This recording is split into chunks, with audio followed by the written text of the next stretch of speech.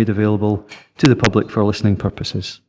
So that being out of the way, can we now go to SEDERUNT and apologies, please? Thank you, Chair. We've got 16 members present this morning. Apologies from Councillor Dookie Campbell, Councillor Dempster, Councillor Giusti and Councillor McGregor not present. Okay, thank you. And do we have any declarations of interest from members? Councillor Howie? Item 5, Chair. I'm a board member of Castle Douglas Centre. Okay, and are you intending to stay in the meeting during the... Stay in the room but not participate in any of the discussions. And... Sorry, if you're declaring an interest and you're staying in the meeting, then you're part of that meeting. All right, I'll leave. Thank you. And Councillor Ian Carruthers?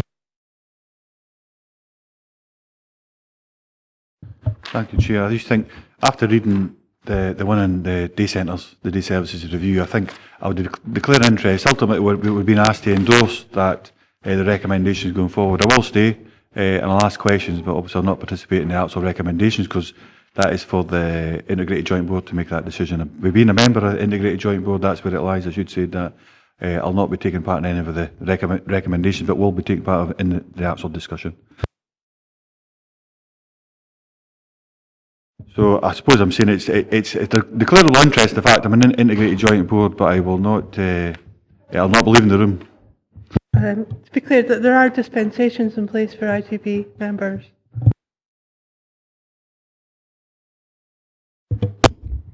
Chairman, could you say that again clearly and loudly? Thank you very much, because there are three of us. Remind members on the IGB for that. Just to be clear, there are dispensations in place for IGB members, and there's actually no need to declare.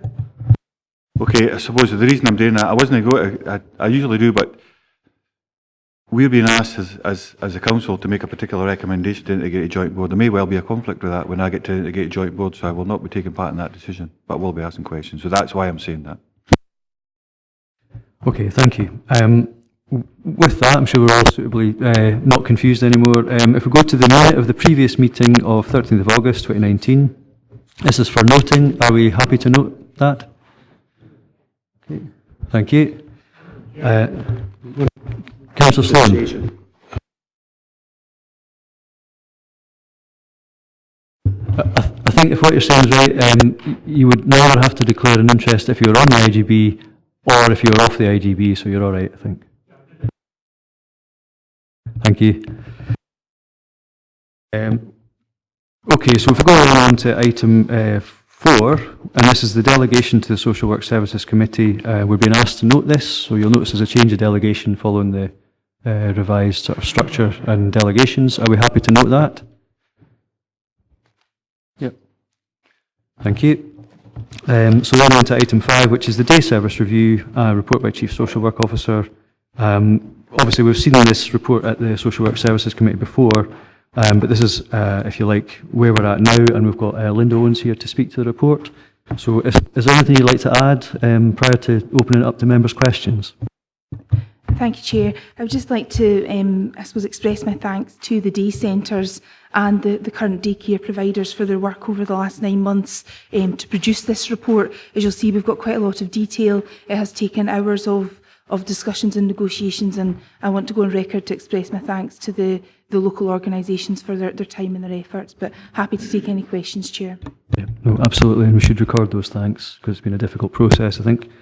So over to members then. Any questions on this particular report? Councillor Karen Carruthers. Thanks, Chair. It's just in regards to the ageless service. I see that we're moving into that, which is positive, so it is. How will we as a committee monitor the impact that it will have on service users and the impact that it will actually have on primary care service? And also going forward, if there is quite an uptake on under 60s attending the day services, how will we be able to monitor the impact, suppose, that has on day services provision then, like with the finances? Are you happy to take that, Linda? Thank you very much. All the contracts will be contract monitored, so there will be annual monitoring undertaken, and that will then inform the next process for when we recommission. All that information will come into that.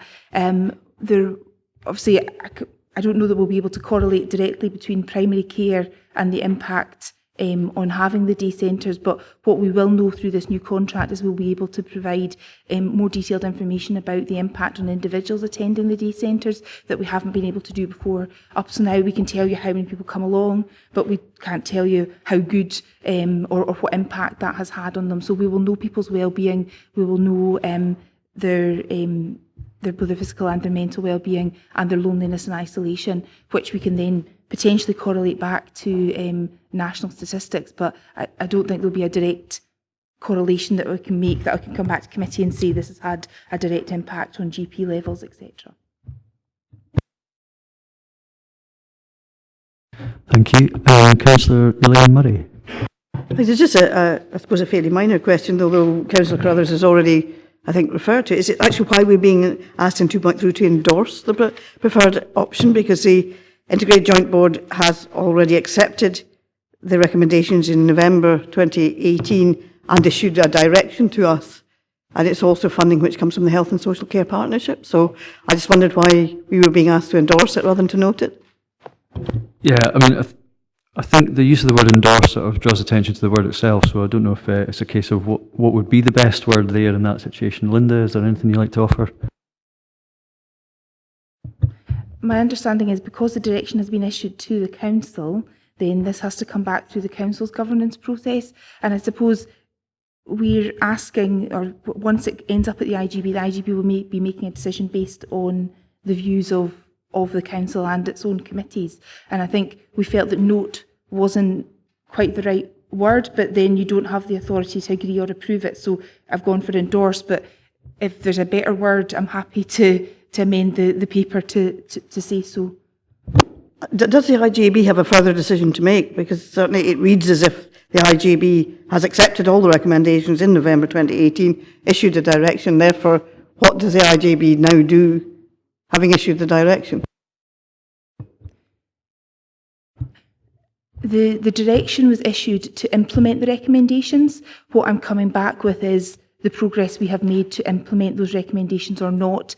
Therefore, and particularly the key thing, one of the key recommendations was around the reallocation of funding for day centres.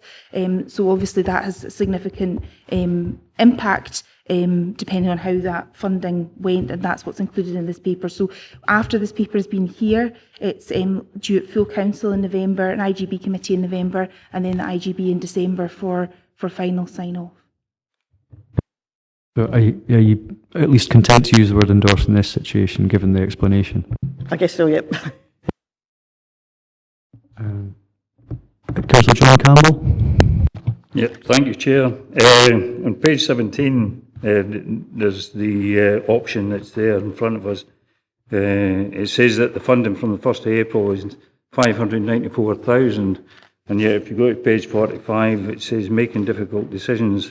It references 594,747. I'm just wondering where the 747. I don't mean the jumbo jet, but the extra money. Just whether you rounded it up or well, definitely not rounded it up, but rounded it down.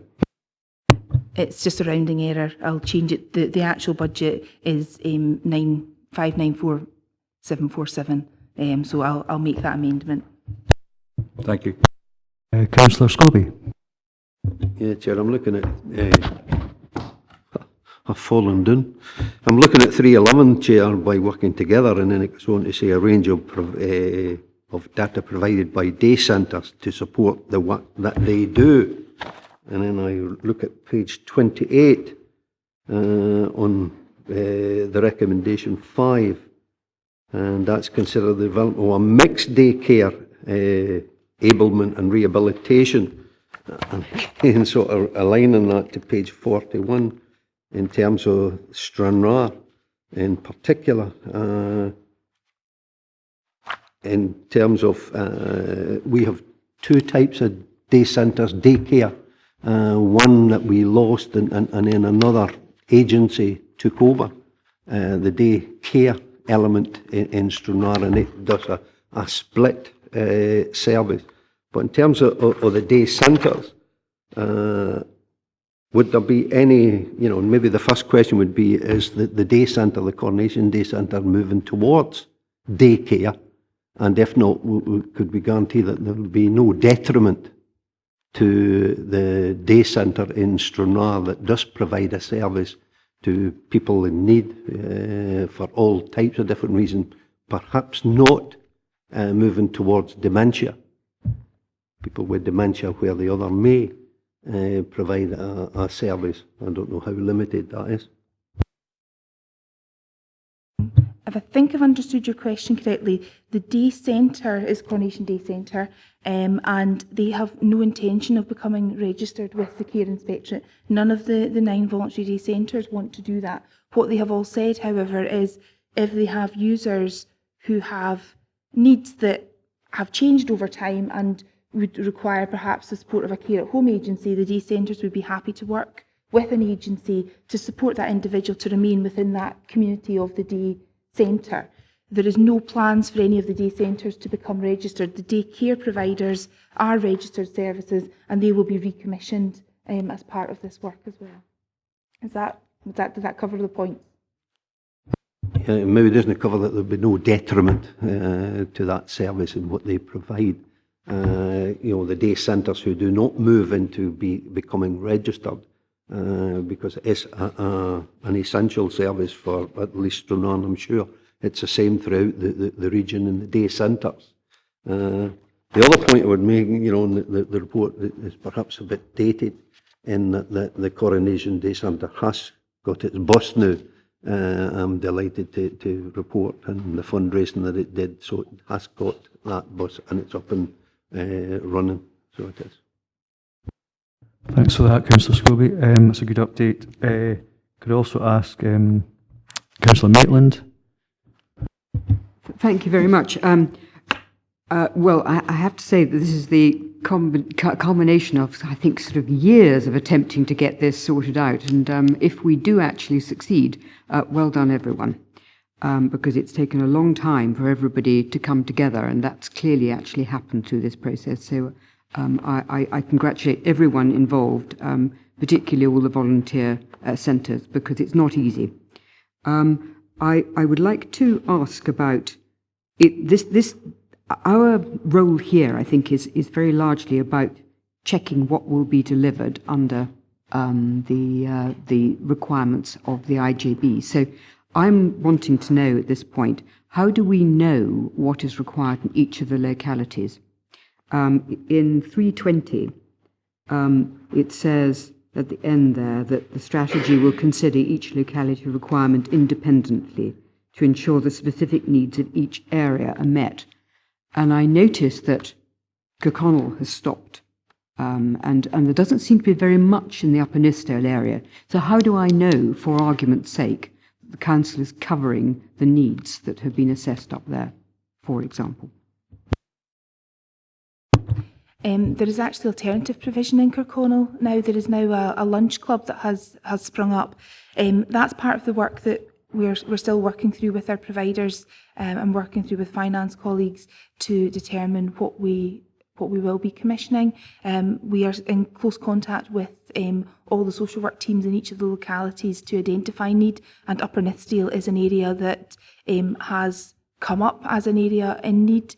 However, at this stage, when preparing this report, I couldn't be confident enough to put in exactly where and what, because that decision, we haven't made it really. We're still working through what we plan to do with the daycare. We're still working through costs for daycare, because we haven't recommissioned our daycare since 2011, and the costs are significantly changed. Lillian, I don't know if there's anything you want to come on. Thanks, Councillor Maitland.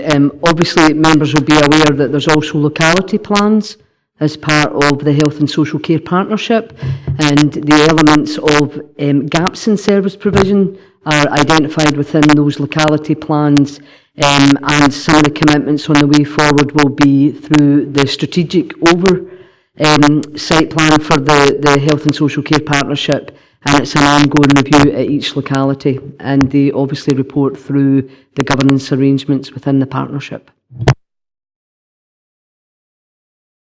If I could. So the stretching the point a little bit, the disabilities, the learning disabilities review that is going on at the moment, does that dovetail into all of this? Can I have some assistance with that?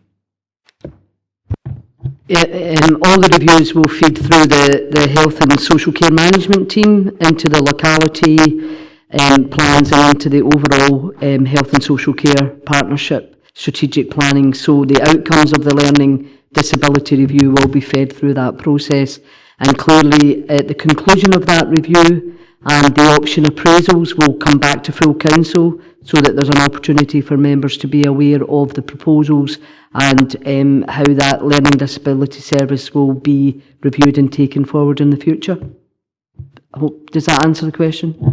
It does. I'm just thinking about the procurement, Chairman, about whether or not the services, because it's now based on need, and I'm thinking, previously it used to be over 60s, and I can see that there might be some under 60s who would have service needs, which might be met through these organisations, and if we can be sure that we are definitely covering the two sides of things.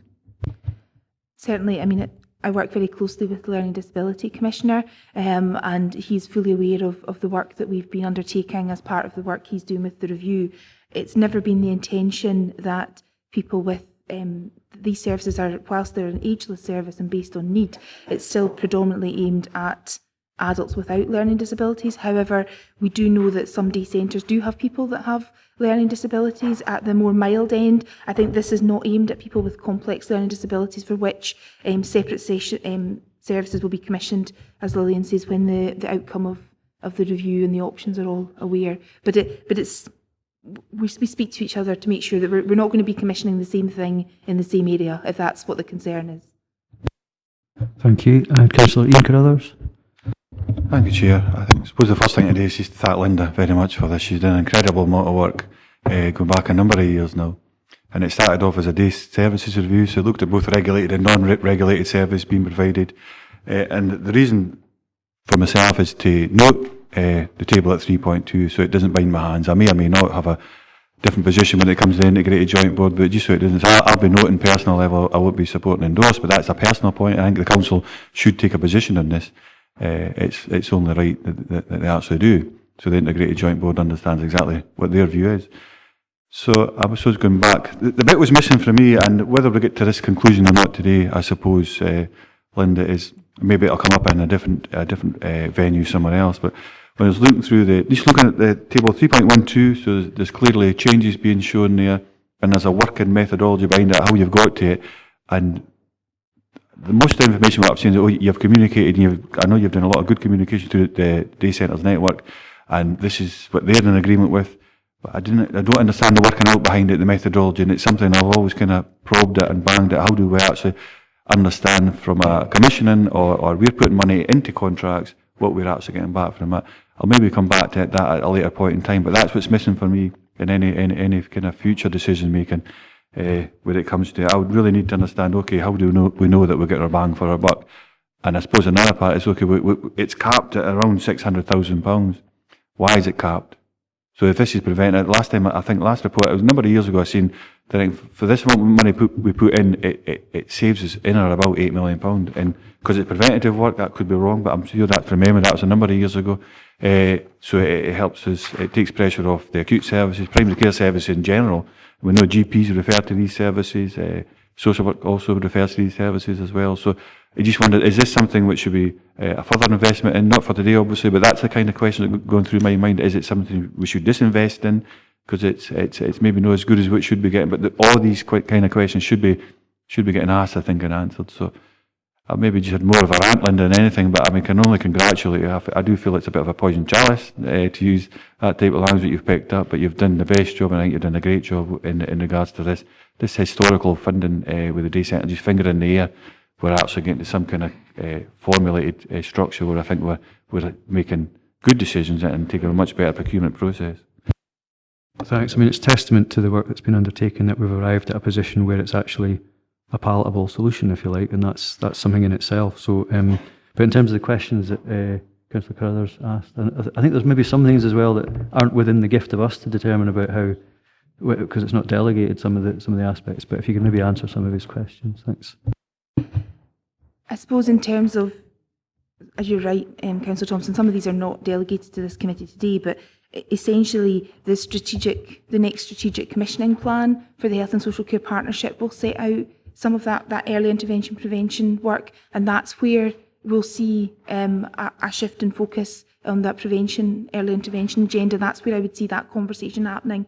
In terms of how did we get to the decision, well, I think I have every single piece of data that every day centre in Dumfries and Galloway has known to man. We have looked at 14 different options. We have looked at, they've measured their members' frailty, they've looked at the number of meals they deliver, they look at the number of activities, we've looked at areas of deprivation, we've looked at everything, and the solution that has presented is the one that is most palatable, to use the language, to the 9 members, because some of the other options on the table saw some of the day centres losing significant resources compared to others. So I get that we haven't shown you all 14, but I'm happy to have a conversation with you if you want to go through the workings of my many spreadsheets, if that helps. If we could maybe save that for offline rather than go through that committee today. Thank you. Did you want to come in on that, Elaine? Okay. Councillor Sloan? Yeah, thanks, Chair. Just if you could bear with me a wee bit, Chair, because I'm a bit behind on the whole issue of the daycares. I'm looking at 3.12, the table. I'm looking at the charts. The 2 worst hit day centres financially are Newton Stewart and Stranraer. Have these day centres agreed this funding? And what are they going to lose by it? I mean, I think the report goes some way to try and outline just the situation and how we've arrived at these figures, but Linda, I don't know if you want to maybe just focus in on those and maybe add a bit of context for Councillor Sloan. Certainly both Newton Stewart and Stranraer have agreed to these.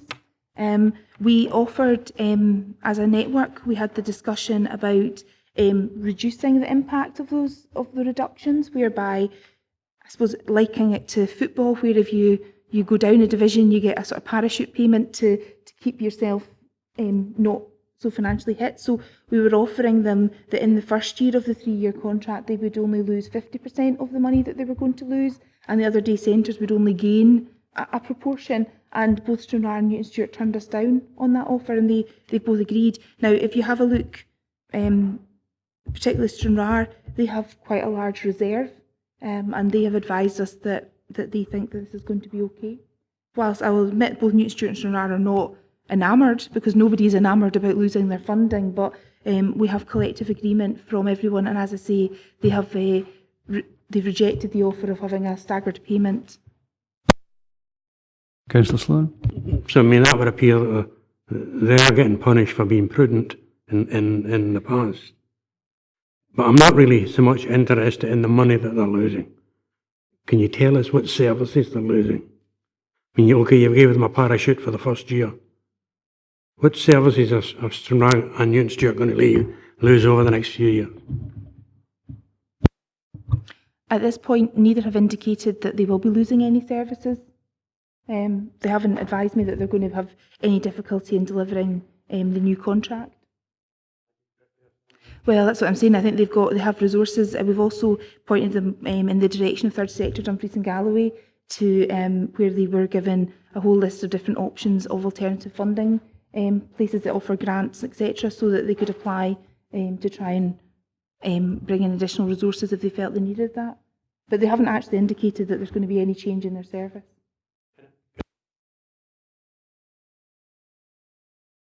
Yes, well, the local members who are dedicated to these day centres, were they brought into the whole debate on this when this was happening? No, we've been negotiating with the day centre network and been updating members through this committee for the last 6 months or so at least. I think the last 2 committees there's been updates here. That's been the updating of the local members. Yeah, understandably, looking at the table on face value, it portrays one thing, but I think given the report and the assurances provided by the officers working on it, there's reasons why these figures are have been agreed by the Day Centre Network. Councillor Jane Maitland again. Yes, Chairman, because on page 49, section 8, that second paragraph down there indicates really very clearly that that there are areas which have been receiving almost double the funding per person in comparison to other areas. So I think it's probably, this is a good stab at providing equitable funding. However, I do actually have to sort of challenge on page 57 about the reason that we are going for option 3, 56 and 57. I think the officer has been really quite honest in saying that, in fact, that this is the most palatable option for the day centres, and in other words, to get it done, this might be the best way of doing it. But I have to say that in terms of providing funding for actual activities and possibly the best outcomes, option 3, I think, is perhaps not actually as good as option 4 might have been had we gone down that road, which is giving some of the money for attendance for meals and activities. I do understand that this is the art of the possible rather than arguably the best outcome, but I have to say to members that there is an element of saying that we are doing this in order to solve a problem that we've had with providing money for the day centres, as opposed, arguably, to seeing whether we are getting best value for the activities provided by each of these day centres. I leave that. Is that a question there, Councillor Maitland, or you want an answer to that? Well, if anybody wants to debate it, I'm simply laying that down as a bit of a challenge. Well, there we go. Do you want to add a comment to that, Linda? I would say that they had 3 options that we eventually got to, and yeah, I think part of the challenge for this, and I think the day centres will be honest with this, is that actually they haven't always recorded data in the same way. So therefore, it has made it really difficult at times to reallocate the funding, because some of them were collecting some information and some have had to go back historically. Some day centres separate out people who come for meals and activities versus activities only. Others don't. Sometimes it's to do with the setup actually of their physical space, how much additional activities they have, etc. So that one penalised some of the day centres that had smaller venues or different setups. So it's, I suppose I've been kind of thinking of the day centres as a bit of a fruit bowl. You know, you all get the good outcome of eating fruit, but it's difficult to compare a pear with a banana, and that's what essentially we've been trying to do through this whole process. So there was 14 different options. There were other ways we could have cut this up, but that's the option that has been proposed by the Day Centre Network that, as officers, we are endorsing with them.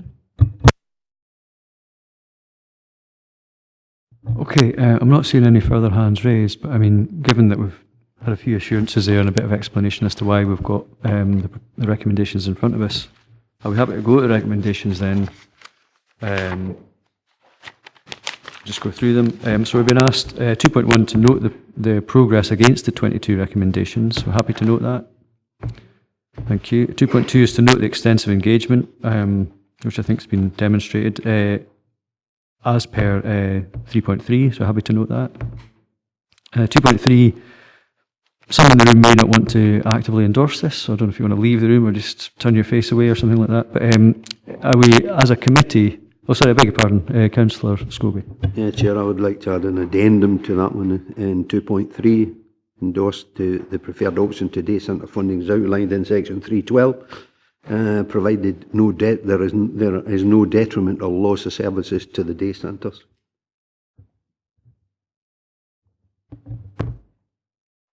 Okay, I mean, when you say no detriment or loss of services, is that going to be specific to each? I'm just sort of Not sure how meaningful that is. It's across the board rather than specific to an individual day centre. All I'm saying is that provided there is no detriment or loss of services, in the formula that's already there, as raised by Tommy. And we've heard from Linda there that no day centres actually reported that they would cease to provide certain services. So I have no doubt they may not cease to provide services. What I'm saying in the addendum is that there is no doubt or loss of services that they currently provide.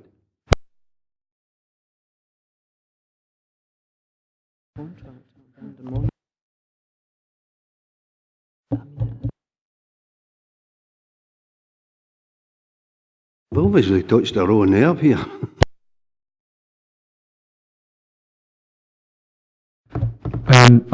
I don't know if I can properly accept that because it's contracted services. The addition of the words, I don't know how we would measure that or how that would fit in particularly. I don't know if it changes the nature of the report given the information we've got in front of us. We've had the assurance that day services haven't informed, but how we could, as a committee, could endorse this to go back to the IJB effectively and say, we'll endorse it as long as there's no detriment.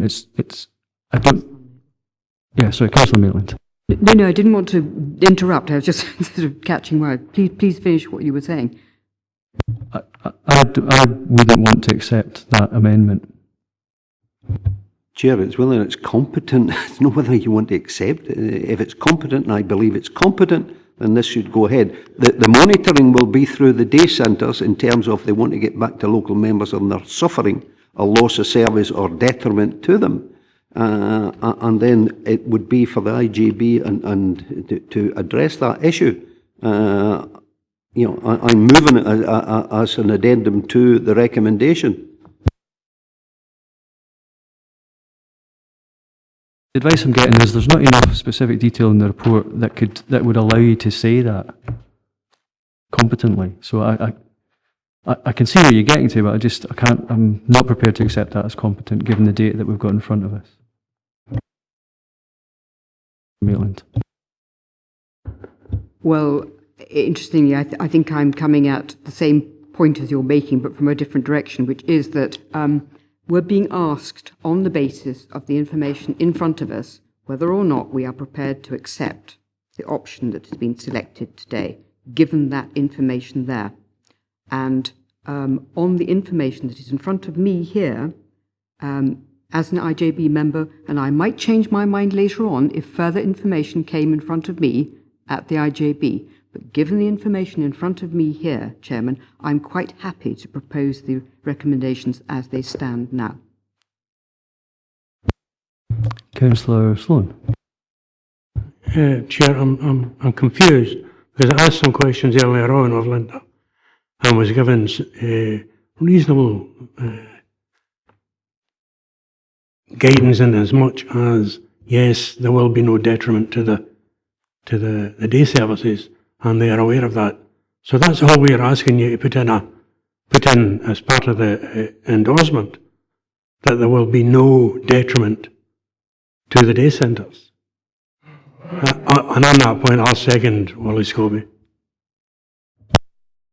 Okay, I'm not accepting that change to the recommendation as competent, so I don't know if you can technically second it, but in terms of the no detriment, you can offer that in the question that you've asked of the officer, but I think what the officer's response was, and it's probably a matter of record when it's recorded, was that no day services indicated they would cease providing a service. Now, I don't know if you want to maybe clarify that, Linda, just for the benefit of the committee in terms of where we're at.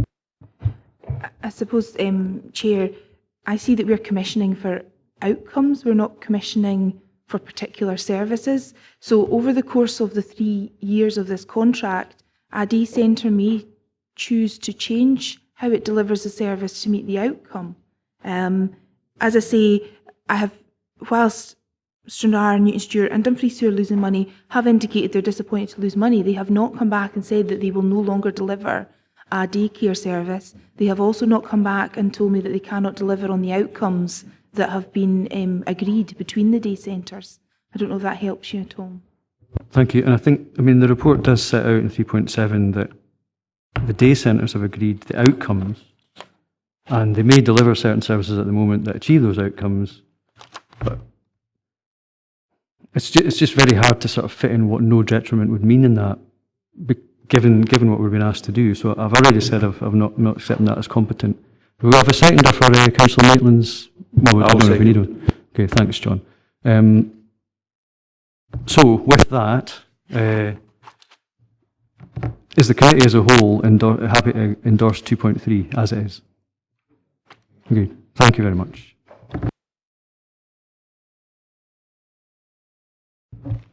In absence of you not taking a motion, which would be the democratic thing to do, could you please note our dissent?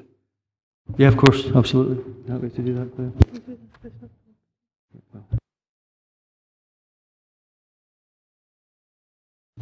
Okay, we'll go on to the hopefully more positive report on the evaluation of social work out of hours service. We've been asked to note the successful implementation of social work out of hours and its contribution to the overall running of the social work services. So, Lillian, do you want to speak to this? Do you want to add anything to this, or we'll just go over the questions? Yeah. Thank you, Chair. Members will be aware that the contract previously was provided by Glasgow Out of Hours Services, and they gave notice, and this is to provide members with the outcome of the first year of full operation for the Out of Hours Services as requested. Thank you. Councillor Bell. Thanks, Chair. Obviously, looking at your out-of-hours service here, you know, you've got three staff to cover the whole line of the region. Is this based on population, or is it based on, where would be, like another local authority, what sort of numbers would they have on the out-of-service cover? I see it's been running since December 18, you've not fully run for a year, so where are it based compared to, is it based on population, or is it based on what other local authorities are doing? It's based on the information that we first received from our partners who had provided the service for many years. Almost all local authorities have a centralised service within the region for delivering out-of-hours services. The number has fluctuated throughout the process. We actually fully implemented from March 2018. So we have been running just over the full year, and we had a shadow period, whereas Glasgow and the West of Scotland were still providing the original service. What we do have is we also have some bank staff available to the senior social worker and the senior manager to be able to call them in if there is a peak in any particular element of the region. It's quite sometimes very difficult to evaluate where you need to have your staff, so they are based in Dumfries. However, we're confident that our staff are mobile enough to respond to all areas of the region, and we continually review the level of staffing depending on the numbers of requests that come in. I think it's important for members to fully understand that this is an emergency response, and we do oftentimes, particularly with other agencies, advise that their referral at that point will be better served during day working hours, and it is to deal with emergencies that cannot be held over. But I'm certainly happy to give any other clarity. Councillor Howie first. Thanks, Chair. Well, then, will the introduction of this service go some way to preventing a repetition of people being brought into Abington by people smugglers, dropped off, and then for some reason coming under our jurisdiction as opposed to Lanarkshire? Would this service go some way to preventing a reoccurrence?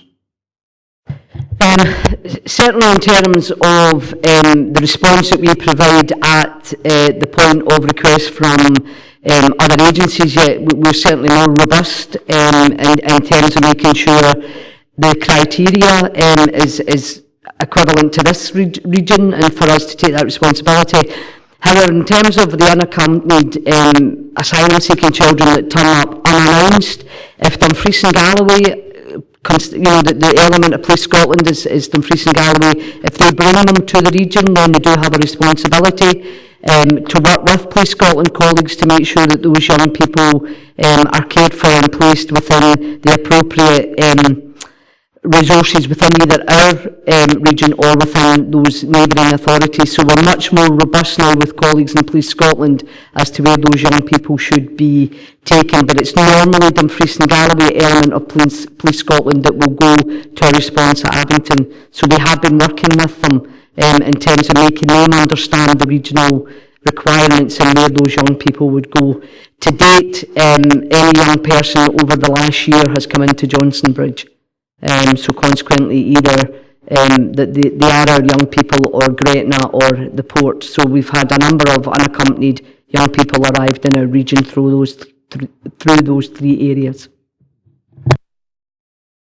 Thank you. Councillor Ian Carruthers, please. Thank you, Chair. Just in the back of Councillor Bell's question. So you've given the assurances that we've got a core team in regards to this out of our service. When you read it, it's almost like fundamentally an out of hours crisis service when you read it. So it reads like that, certainly. And so if for flexibility, we've got a bank of people that can react accordingly. So if there was, say, an adverse incident, how does that get reported back to the council? And if it was, say, under pressure to the point through the committee system, I imagine, how do members find out about that? So if there was a situation where it was an adverse incident and a point where actually we were under-resourced, because it does look lean when you read it initially, but maybe we haven't got that much out of hours services need actually required. So hope we can take that on board, Linda. Lillian, sorry. Thanks, Councillor Carruthers. The out-of-hours service is an emergency crisis response team, absolutely. We have set the team up very different from the service that we used to receive through Glasgow and our partners. Clearly we have social workers available if there is a particular during the evening, during the night where there's something that's much more able to be met by the small team than what's required. There's a senior officer, a senior manager on duty 24/7, 7 days a week, and obviously as a Chief Social Work Officer I'm also available, and I have the powers within my role as Chief Social Work Officer to bring other staff in at any point as part of social workers' contracts, the insurgents of the service, and on one occasion during this period of time we have brought other workers in to help us where we had a particular difficult situation. So I'm confident to give members assurance that we have a system in place. There is no question that resources have been very challenging in terms of the out-of-hours service. In the first year we identified that whilst the contract with Glasgow and the West of Scotland Partnership was certainly in terms of cost much lower than we currently have had to put in terms of resources, the service was not as good as it should have been, and actually I would have to have questioned whether it was covering our statutory obligations. So we have put additional resource into out-of-hours, and as we move on through this agenda you will see some of the additional pressure funding that members made available in the budget settlement for this financial year. We have used an element of that. We're continually reviewing how we deliver this service. We're continually looking to see how we can be more effective, and a bit of work, similar to Councillor Howie's question, but a bit of work with agencies to understand what our responsibility is through this service delivery. So I will give members assurance that at this moment in time, the way that we've set the service up can meet our requirements. We have a process in place for additional resource in terms of staff and meeting that need. But the ongoing financial challenge will continue for this service. But it's absolutely, in my opinion, the right way to go. Yeah, so you'll see in, I think, item 8, we start looking at the sort of quantum of what that sort of cost in terms of pressure, so we'll come to that when we get there. Councillor John Campbell. Yeah, thank you, Chair. I think this is overall is a very good report, and a lot of some of my questions have already been answered. It was just on the back of what Councillor Bell was talking about. I mean, delivering this type of service with so few people, I'm glad to see that you've got people in the bank that could step in as and when needed. The question I was going to ask is that on page 122, 3.15, its initial period had a positive impact which far exceeded our expectations. Could you give us an example on that, bearing in mind that looking in the appendix that You know, the feedback from other agencies, staff and service users is very positive indeed. Could you just give us an idea of just how it exceeded your expectations? Okay, I think there's a couple of elements, and actually Sarah's here, who's one of the locality managers for one of our busiest teams. One of the biggest positives that has undoubtedly come out is that staff come in now on a Monday morning, and in the past they would have had a list of things that had come in over the weekend, incidents, events, emergencies, that Glasgow may have screened but not particularly delivered an outcome for the families or the young people. The out of hours team are now actioning those. It's been done at the point of crisis, so our locality teams that then pick up the day service don't have to pick up that huge element of unknown what had happened over the weekend. So there's much more information sharing, there's much more action at the point of contact. For some of our partners who fed back to us that they may have been on the phone for an hour to 2 hours before there was an answer from the Glasgow and West of Scotland partnership, or indeed they never got a response even when they made a referral. So the immediacy of our staff being in the region, able to respond, able to do that bit of work, and it not being carried forward into the next week. We've also got staff who we believe are highly trained and able to make decisions, to intervene, and sometimes to bring a crisis situation under control because they're in region and know the services available and have a much more interaction with partners in dealing with the crisis at the point of crisis rather than it escalating. So an example would be a family, a mum who phoned up with a child who was out of control. We already knew that child, we already knew some of the supports that had worked in the past. So the senior social worker on duty intervened, offered support to the family. It was immediate and it de-escalated the situation. So those are kind of practical examples of where we knew that would have an impact, but we didn't anticipate the amount of impact it would have had for the ongoing day-to-day delivery of service, which has been hugely positive for the localities. Thank you. Councillor Tommy Sloan. Yeah, it's just a quick point, Chair. I get somewhat dismayed when I read some of these papers, because we never seem to learn. This administration and some of its officers seem to want to use glowing terms about a strategy or a policy. I mean, in this we're talking about, members are asked to agree the successful implementation of the... How do I know there's been a successful implementation? I don't. You'd think we'd learn from the likes of the leisure centre across the road, the school up at the Northwest campus. You know, before we do a lap of honour, let's give it a reasonable time and see if it is going to work out.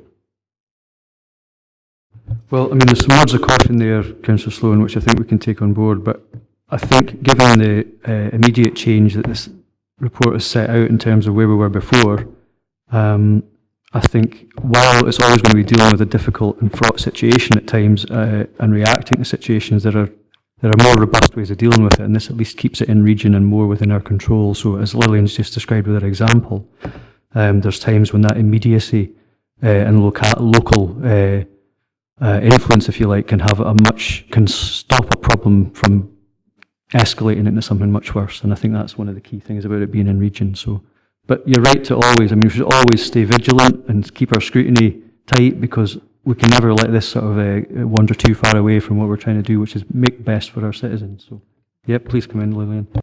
Thanks, Councillor Sloan, and acknowledge your comment there. I think what we're absolutely saying to members is that we have made a successful transition from the delivery of the out-of-hour service from the Glasgow and the West of Scotland partnership, and it's been an effective reintroduction of an out-of-hours local service in-house. However, we will continue to review and monitor the impact of that service. Okay. Thank you. With that then, are we happy to note the report? Thank you.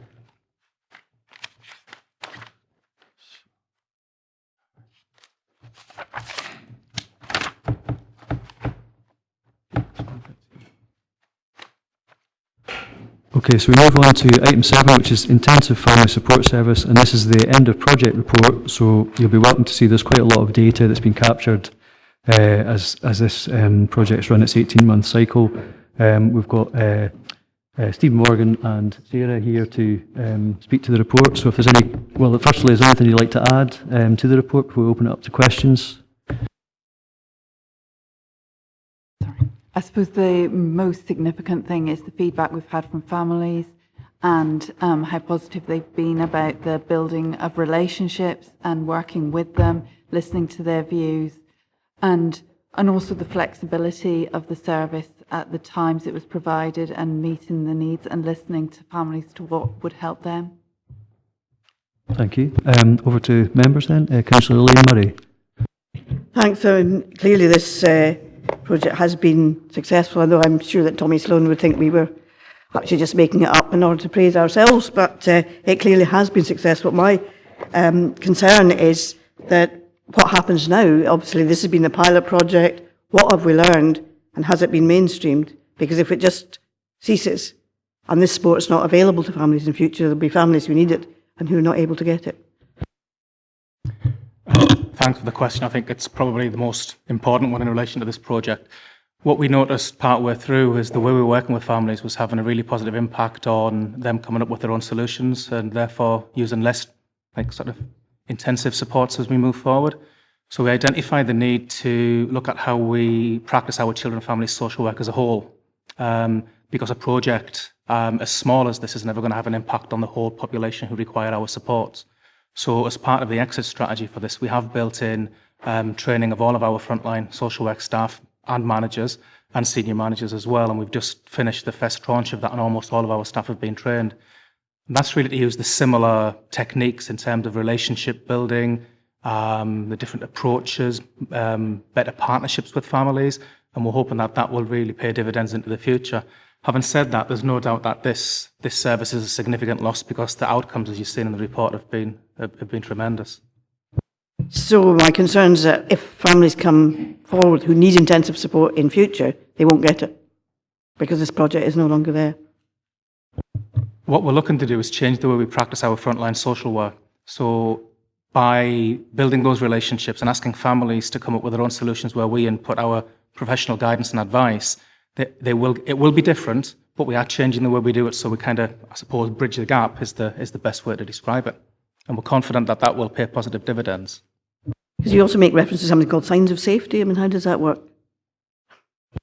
Signs of safety. Yeah, it's best way to describe it is it's a collection of established social work tools that have been proven to work over decades. And this has been kind of researched and analysed across different jurisdictions all over the world. And a group of people brought it together in a systematic way and have implemented it in Australia, Japan, Canada, USA, different parts of the world. The whole of Northern Ireland's do, and many parts of Scotland now. It's proven to work better because we get into relationships with families. We ask them what's going to work best for them, and we enable them to change the way that they operate as a unit, and it stops the cycle of social work intervention into the future. So there's a good evidence base, and we've been planning it for a year, and we'll be fully implementing on the 1st of November this year. Thanks for the question, Leader. I would also wish to say to members that the original bid for some additional funding through the poverty agenda was to allow us an opportunity to analyse the impact of an early and effective intervention service.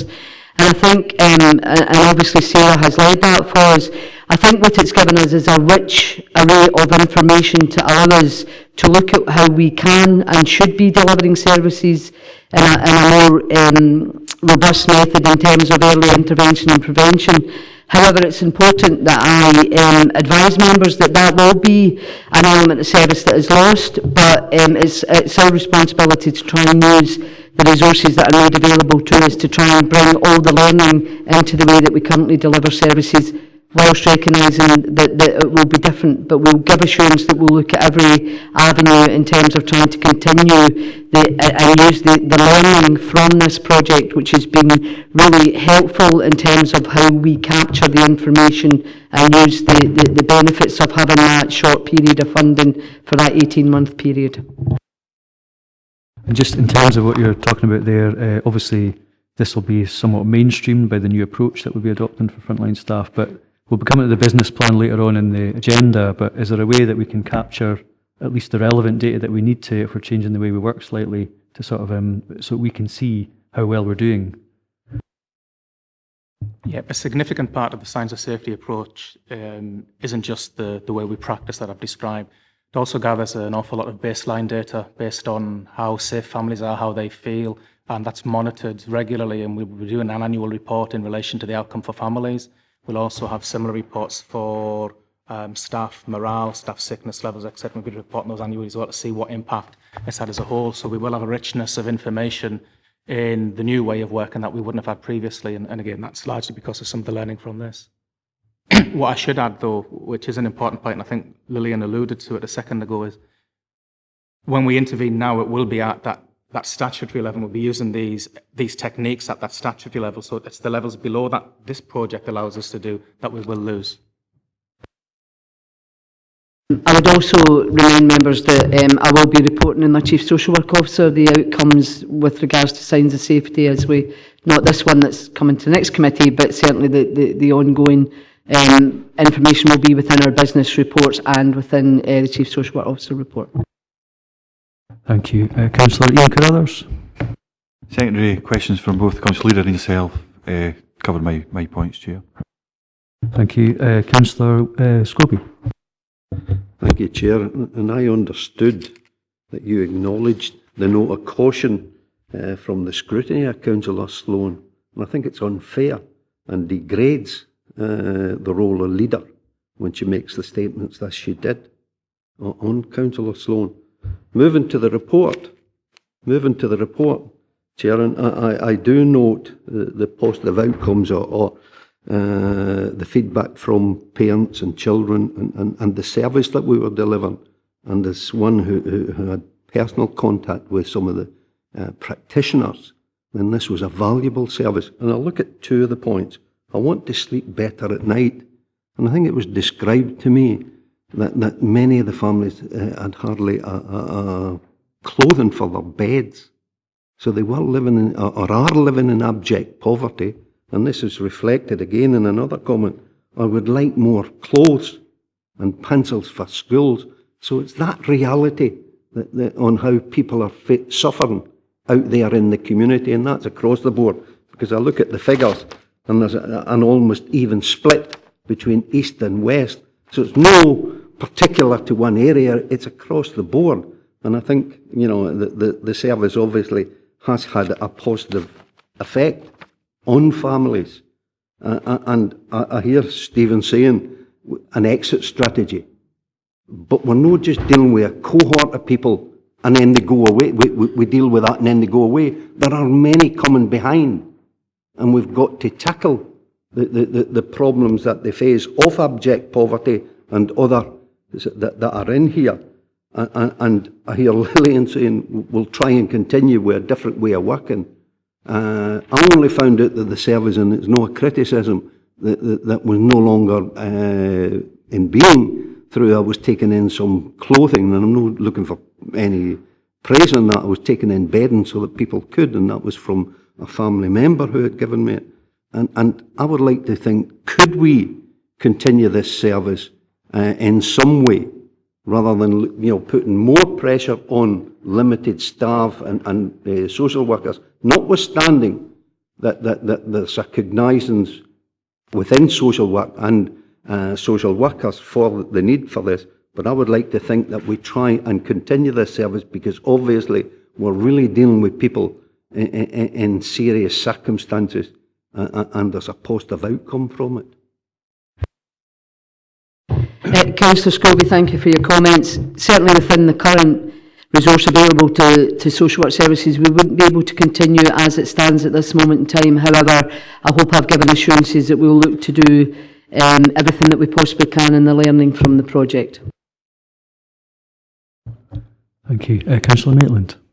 The officer suggested that we would be learning from the project, and I think it shines through that people have actually not enjoyed the intervention, but really valued it. But, you know, it's about teaching and persuading people to change their habits and practice. How do I know that we're going to get through and be able to change the practice of our staff, if you're suggesting that that's what will happen? How will I know that that is actually happening? Thank you for the question. I mentioned earlier that we've been planning our implementation of signs of safety for quite some time now. We're months through that process. From the very first two-day training back in April time, the staff coming away from that were energised. The enthusiasm was almost touch. You know, it was so tangible you could almost touch it, and they've used those tools almost immediately. Once the 5-day training was done, which gave them the full program of how to use the tools in what order, etc., the staff were just, you know, the enthusiasm was unreal. Sorry for saying unreal, but it really was. I'm quite passionate about this. What we then got is families automatically feeding back to us saying, you're dealing with this differently, you know, did you get this wrong before? And staff have been very honest, saying perhaps we did. And so we've got families telling us that they feel as though they've been treated differently, they've been coming up with more solutions. We've had third sector partners such as Women's Aid saying they've had feedback from families, they've managed to change the way that they react to domestic violence, for example. So those anecdotes that we have so far are extremely positive. But what we're also going to be doing is that baseline data that's part of this process that we're gathering now. We will have, so for the staff side of it, how do you feel about the job now? Do you have enough time to do it? Questions like that. And we will be continuously asking that year after year. We'll be asking that through peer supervision. There's a whole system of support in place that we will see and continuously monitor how well staff are doing.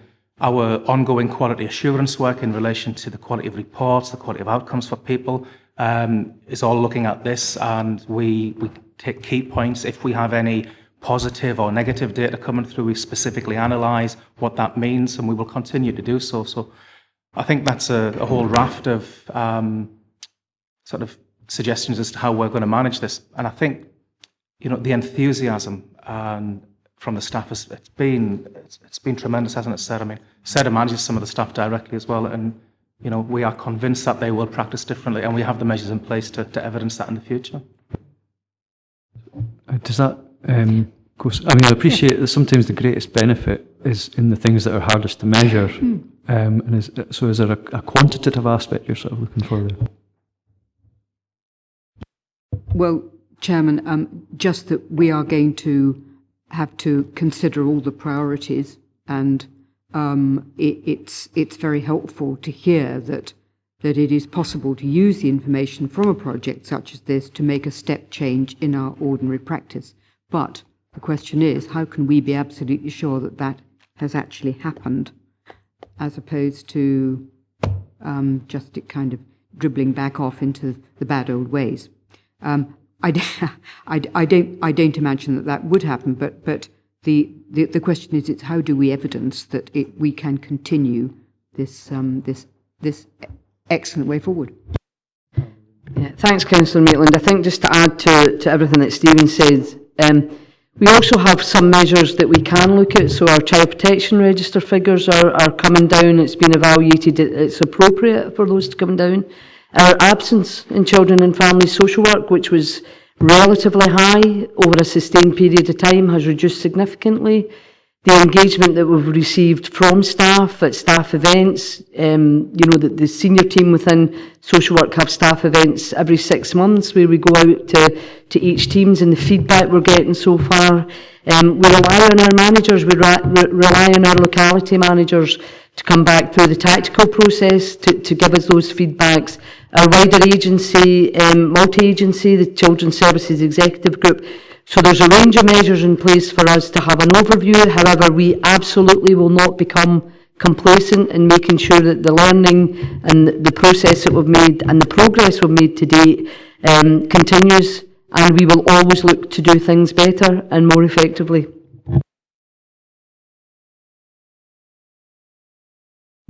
Councillor Scobie. Yeah, just on the back of what Jane was asking there, and I think it's appropriate that those questions are, and we do get the evidence. However, I think that there's a fundamental question that needs answered. And are we, we had a pilot project, that obviously has been very successful in terms of dealing with people who are very much in need.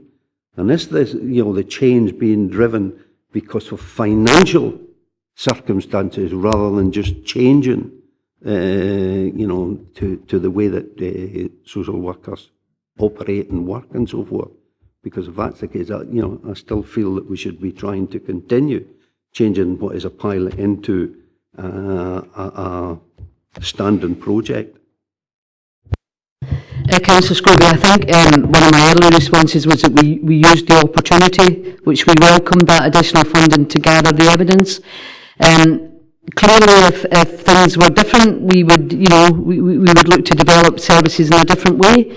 However, we need to use the learning from this opportunity, and we need to continue to deliver within the budget set by the local authority and deliver as effectively as we can. And what I don't want to lose is the positive information that we've got, that we can look to change and develop some of the signs of safety and other ways in which we're continuing to deliver services for our most vulnerable.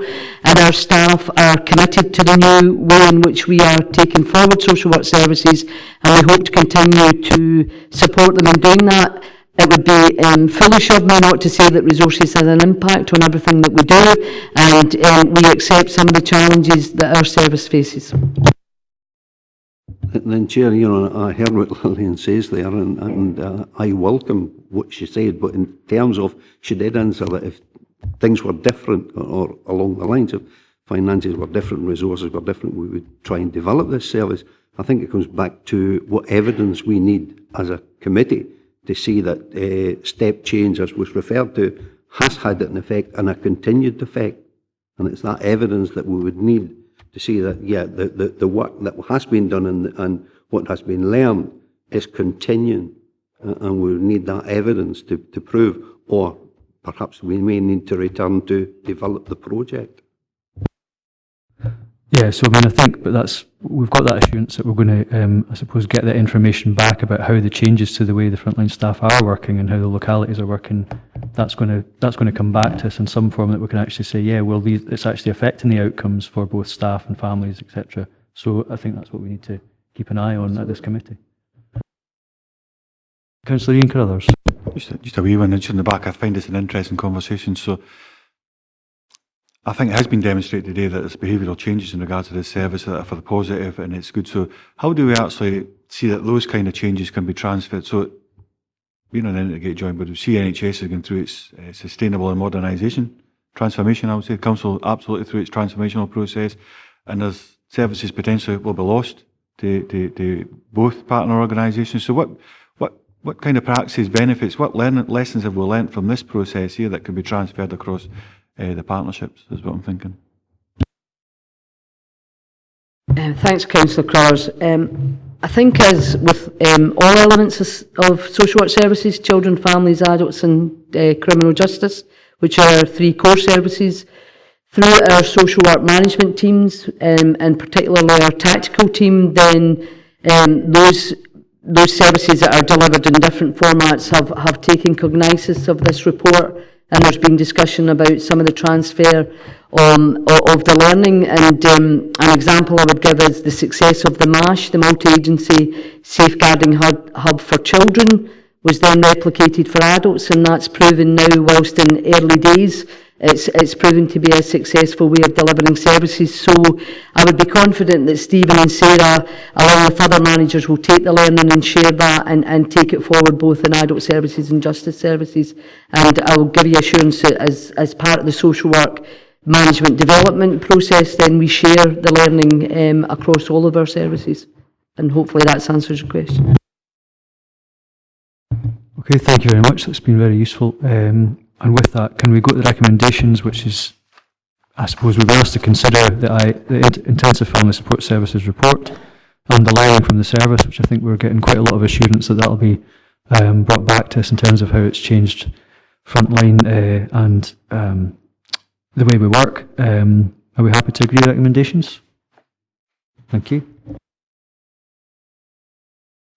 Item number 8 is Social Work Services Resources, and this is to be advised of the current pressures facing children and family social work services and the impact We've got our finance officer here to speak to the report. Is there anything you'd like to add before we open up for questions? Okay, over to members then. Councillor Maitland. Can I have a bit of help on table 3 with sort of the particular pressure, 200,000 for the out of hours service? But actually, I could do with a bit of help on why we're going to need these particular, why we selected these particular figures. Thanks, Councillor Maitland. Obviously, it's following an evaluation of the operational pressures that we faced in these 3 particular services. As I've already said at the earlier report, whilst we recognised the contract previously, financially was much less, the actual outcomes were extremely poor and we were not meeting our statutory obligations. So as we've developed the out-of-hour service and hopefully the detail provided to members in the previous report shows the positive outcomes, we recognise that there needed to be those resources allocated to out-of-hour services, in particular around the 200,000. The other 2 aspects are that ongoing pressure that we face within the service. And obviously I've provided information at table 1 and table 2 about the increased demand for social work services. So these figures have absolutely been as a consequence of the increased demand for these 3 significant pressure areas, and the operational decision was to fund those from the additional resource provided by members.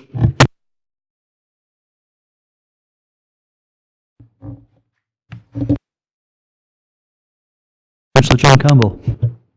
Yeah, thank you, Chair.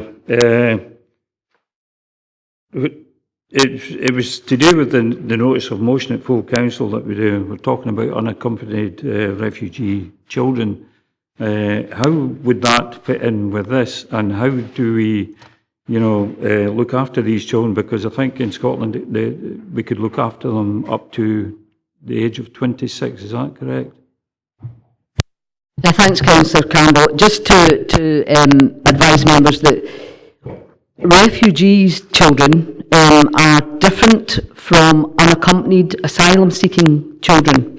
So the motion to full council was for those children that are classed and have been registered as refugee children. Where we have a real challenge is those young people that will end up in Dumfries and Galloway unaccompanied, unplanned, and we then have a statutory responsibility because they're in our areas to provide that care. We will receive some funding from the Home Office, and we will receive some funding because they are looked after and accommodated children. However, the minute a young person becomes unaccompanied and looked after, then you're absolutely correct, the responsibility for this local authority, due to Scottish legislation, could be up until the age of 26. And that's where there has been an ongoing challenge nationally, through COSLA, through the Scottish Government, to the Home Office, because in England, a looked after and accommodated child under different legislation ceases to be the local authority or the equivalent in England responsibility at the age of 18. So we have a different term of legislation that we look after children, and the unaccompanied children that arrive in our area unannounced will become our responsibility up until the age of 26, on some occasions, not all. Councillor Scobie, I beg your pardon. Thank you, Chair. My first question is, I'm looking at 313, refers again to the table in 311. And what it says here is, it is likely that support will require to be sought on a non-recurrent basis from the £1 million social work support fund. And this is the 1 million that we set aside in the budget. So, how will, that £1 million not be non-recurring expenditure spending? And if so, perhaps we could have some examples, because in my view of this and looking at the report, it would be, to provide the social work service. So I need some clarification on that point. And then turning to the other £360,000 of an anticipated overspend over and above the £1 million. I look at issues here on 3.9, as shown in the report. The number of referrals to social work services has increased, and not only is there an increase in the number of referrals, which we've noted there are dealing with cases which include significant injuries to children. So I'm looking at this report in terms of the £1 million that was set aside, and as I said then, I don't think there should have been any cuts to public services, and I think this is starting to highlight the difficulties being encountered and faced by social work. And then I look at 3.7, recognising the increased workload on staff and frontline workers and so forth. We are working towards addressing these pressures within the service. Some of these measures include holding vacant posts. I'm just wondering, so my first question is on the recurring expenditure and how we can evidence that it will not be non-recurring. And my next question is, what pressure and effects does this have on staff when we're holding posts on an ever-increasing workload and number of referrals? To me, the two don't square, and what we should be looking for is more money to social work rather than less, and try to keep within budget. So I'll pass over to Lillian in a second, I think, Lillian. Obviously there's I think maybe it's, what could be confusing to some members is there's two sums of £1 million. One which is a recurring, which the council has agreed through its budget setting process to add, which is welcome and needed, and that's kind of what's been set out. And then there's the separate £1 million social work support fund. So that's maybe something that does need a wee bit sort of clarified, but I'll hand over to Lillian just to explain answer the questions. Thanks, Councillor Scobie, for your questions. As Chair has indicated, the table at Table 3 is the recurring use of the £1 million that was agreed in last year's budget, and the shortfall at this current year's budget of around 360,000 is the element that I am giving an early indication to members that we may have to ask for that additional support from the £1 million support fund, which has been put aside for social work services. So I'm giving an early warning potentially to members that we may have to access an element of that fund to balance the books this year. So that hopefully that gives clarity on those two separate elements of this report. In terms of the increased demand for social work services, absolutely have reflected within the tables and some of the information the challenges that we're facing. We have looked at our support posts, so whilst we've held some vacancies, it is from what we would consider to be support posts and not those frontline social work posts. But I absolutely acknowledge that we've got an increased demand in service, we have an increased demand for all of our services within social work services, but the vacancies that we've managed to date to hold have been in some of the overall management and also those posts that I would consider to be supporting the frontline staff. Absolutely not ideal, but it's important that we also meet the budget challenges that we are facing. It follows my remarks in terms of what I made at the budget setting time.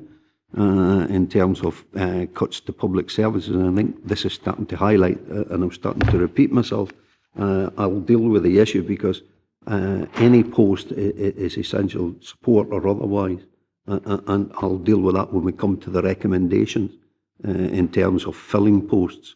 But I'm pleased to hear, Lillian, that she just recognised the difficulty that, and not always that because the council has said its budget that we put people at risk. And on 3.9, particularly where children are involved, and it's no matter of, doing the damnedest to keep within budget if people and needs are being compromised.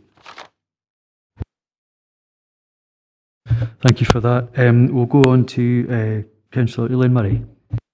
It's probably a fairly minor financial point, but you've got a budget pressure of 200k against out of hours service, and you say in the previous paper you've noted the fact, for example, that staff are now, out of hours staff can now go to court with regard to child protection orders, and there's no longer a requirement to use council solicitors who are on call. Now that must incur a saving to somebody, so presumably that saving is not being reflected in the social work budget but in somebody else's budget. Thank you, Leader. Yes, I can confirm that we had some challenges in terms of the support from legal services and their ability to oversee those requirements within the court setting.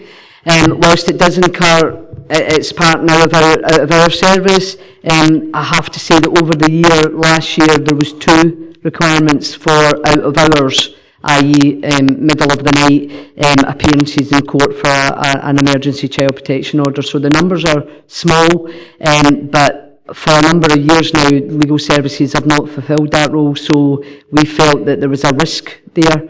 And we've closed that risk by training our own staff to be able to appear in court when required. It's not the case, though, that you can reclaim that from legal services. That's just for the social work budget now. Unfortunately not. Thank you. Councillor Sloan. Thanks, Chair. I mean, we all read these papers differently and we'll take out what we want to take out of them. But what I was pleased to hear Lillian tell us today, and there's a theme running through all these papers, is that enough is enough. We have not got the money to deliver social services as the professionals would like to. We're going to ask them to come forward and make recommendations for cuts. How can you possibly do that when we've had the honesty from Lillian today that we cannot deliver it what we've got? I hope what she's saying, enough is enough. Well, yeah, I mean, there's no doubt that this is a challenging area of life, and we would like to have more resources to be able to do as much as we possibly could for those who are most vulnerable. I think Chief Social Work Officer is here to make sure that we do enough to make sure that we meet the minimum statutory requirements, and then some if we can. But I mean, I don't know if you want to add a comment to that, Lillian. Thanks, Councillor Sloan, for your comments. I think, it's my responsibility to make sure that we will always deal with risk, that we will always deal with our most vulnerable young people, children and families, but it's equally my responsibility to advise members of the pressure that our service faces in meeting that requirement. But I can give assurance that we will always deal with the risk, and then I will deal with the situation if we reach the point that we are at this moment in time of a projected overspend in the budget, and I will advise members at the earliest opportunity when that occurs. Councillor Maitland. Just to really sort of drill into this, I mean, if you look at table 1, which does appear to indicate an increase in referrals, it's a steady increase in referrals, but arguably a lesser requirement in terms of child protection issues, and I'm not completely clear about how this stacks up with the pressures that are being flagged up to us. So can we have an indication, please, about how that actually works in terms of non-child protection issues, but increase in referrals, and why that should then manifest itself in such a very obvious increase in requirement for resource? Because, we've got to ask the sharp, pointy questions. We wouldn't be on this committee, I don't think, unless we cared really quite deeply about what's happening to people locally. But we equally we've got a duty to ask questions with respect to applying public money. So I'd like to have some way of reconciling the reduction in child protection issues, the increase in referrals. Yeah, I mean, it's a good question. I think it's been made from a number of quarters, but I think there's it's that duty to follow up the referral to determine whether or not or where it goes. So I'll pass it over to the expert to answer that. Thanks, Councillor Maitland. Obviously, Chair has already indicated we will not know the level of risk that any referral poses, and we have a whole process to go through, and there's many ways in which we will work with children and families in particular, but we still have to do the full assessment of need and to make sure that we then identify the services required to meet that risk. So it may be on the surface that it's a low-level referral, but when we do our full investigation and assessment, it may end up as a child protection, or it may come in as a high-risk referral, but actually when you do the intervention and assessment, it comes in at a child in need, for example, which would then make it non-CP. So my responsibility and my staff's responsibility is to make sure that we fully investigate every single referral, no matter what the outcome. And that's our statutory duty. Is it the case that we've not been doing that in the past? I think we have reviewed over the last 5 years different ways and we can make sure that our level of screening is more robust. Councillor Lever. Yeah, I mean, not only are we looking at the budget for this year, but also indicative measures for pressures on the budget for future years. Looking at Table 2, although this covers the period up until the end of July last year, we're now beyond the end of July this year. So do we have indicative figures in terms of the number of looked after children? We do have indicative figures, Councillor Lever, but they've not been verified yet. So what I would say to members is there is a very slight decrease, but until they're fully verified, I would not bring those to committee, but I'm happy to do so as we move forward. Okay, thank you. I don't have any questions at the moment from members, so we'll turn to the recommendations. We've been asked, firstly, at 2.1 to note the details of the continued increase in demands facing children and families. Are we happy to do that? No, Chair, again, I would like to add the addendum as is reflected, and I do note what Lorraine says, and what I take from that is that services will not be compromised in terms of need. But it's just to 3.7. I would like to put the addendum there that we do fill the vacant or make every effort to fill the vacant posts that exist within social work.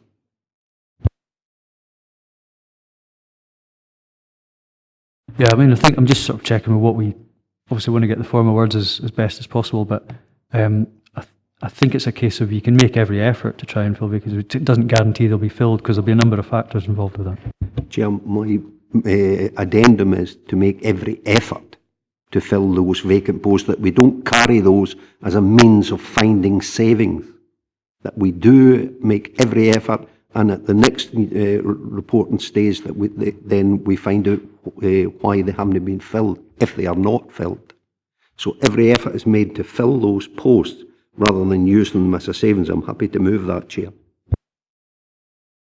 Okay, I'm just thinking, I think there's a council policy, there's a 3-month, there's a policy that touches on 3 months where certain vacancies get managed in a different way. I'd have to seek advice on what the exact policy is for that. I don't know if we can answer that here today, but... Maybe Sean will give a bit more detail on this, but there is a council-wide policy that vacancies are held for 3 months. And Chair, my motion would still stand in that, you know, if the policy is and there's a moratorium on recruitment for that 3 month, then following that 3 month, then we would make every effort. So my motion would still stand, and I would take it as being competent that we do go and fill those posts, or make every effort to fill those posts at the opportune moment. Well, I don't see an issue with the competence of it. I think it's just the detail of how we would do it within existing council policy in terms of like how long we hold vacancies for. But certainly in making every effort to fill vacancies rather than hold them as a budget device, I think that's a fair comment. Other members, though, may have other views. So is there any on the table, Chair? Yep, absolutely. So are we? I mean, is there any other views from members in terms of that? I mean, I'm taking it from what the Chief Social Work Officer has said, is that efforts are being made to fill the vacancies, but complying with the 3 month moratorium. So, I mean, it's business as usual, is it not? Is that the case? You are trying to fill the vacancies? Right, well, in which case there's nothing else needs to be said. Councillor Sloan. I think this is a way to make explicit what is a matter of course. I mean, I'm not, and if that's the case, then I'm happy to do that, because that's what we'd be doing anyway, but it actually sets it out in writing, I suppose. So that's, you know, if members are otherwise minded, that's fine, but I'm not going to argue over that, because it's just saying clearly what we do anyway. So with that, are we happy to note, this is 2.1. Yep, okay. 2.2 is to agree the recurring £1 million, and this is the recurring £1 million, which we've already included in the budgets as set out. Are we happy to agree that? Thank you. And then at 2.3, to note the additional non-recurring support, which would be drawn from the Social Work Support Fund, and this is our, I suppose, first opportunity to have sight of the fact that this may be an issue and that we're suitably informed, so we know it's coming. Yeah, just clarity, Chair, that yeah, you are putting that in the minute, that yeah, we will fill it at every opportunity, that I'll be in the minute. Yeah, so I think... Thank you. Claire, have you got that? Thank you. Thank you. And so with that, 2.3, we're happy to note that. Okay, thank you very much. Item number 9 is the Revenue Budget Monitoring Report for Social Work Services. We've been asked to note, well, it's basically details of the budget available to the services for this financial year and the forecast of performance against the budget based on the position as at the end of the first quarter of the financial year. Is there anything you'd like to add to the report, Sean or Gillian? Nothing to add to the report, Chair. Thank you. With that then, I'll hand it over to members. Do we have any questions on the report in front of us? Councillor Scobie? Yeah, it's just on 310. It's the pressures in terms of kinship care, and I note that, you know, and I think Jock could go back when we said many years ago that we'd see a constant increase in the number of kinship carers. Just to ask the question that, you know, on that continual increase, that one, we continue to have the budget, and two, that we're recognising the need, if you like, and the valued service that kinship care provide, that keep children out of residential settings. Thanks, Councillor Scobie. I can confirm that we will always, where appropriate, look to place a child in kin, and we know that that's the correct way to do it. We absolutely acknowledge that there's an increased pressure on the kinship care budget, but if we weren't to continue to use kinship care, the impact for social work services in the local authority would be more significant. Councillor Murray? It's really on the same issue, because there was a fair amount of discussion, particularly around the Section 1 payments at previous social work committees. And I'm just seeking reassurance that the attempt to moderate this overspend is not going to be made at the expense of Section 51 payments. Certainly looking at the different ways in which we can meet the demands of the kinship care budget. So as I hope I clarified at the last report, we won't compromise care, and we won't compromise when we have to take action to look after a child.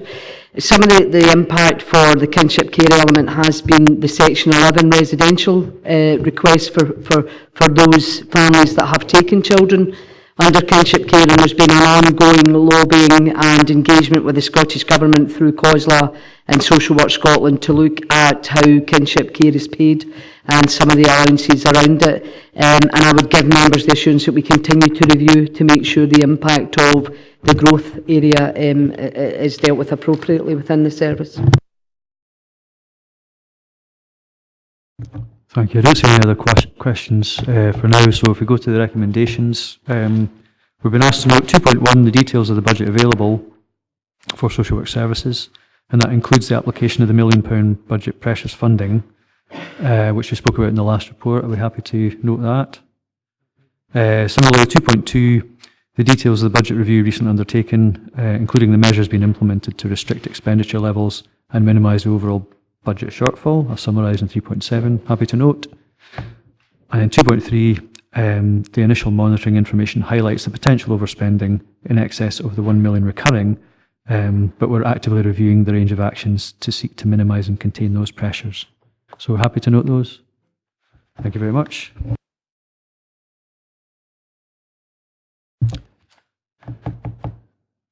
We now move on to the Social Work Services Business Plan 2019-20 to 22-23. We've got you should have received a colour supplement, if you like, for this as well, members.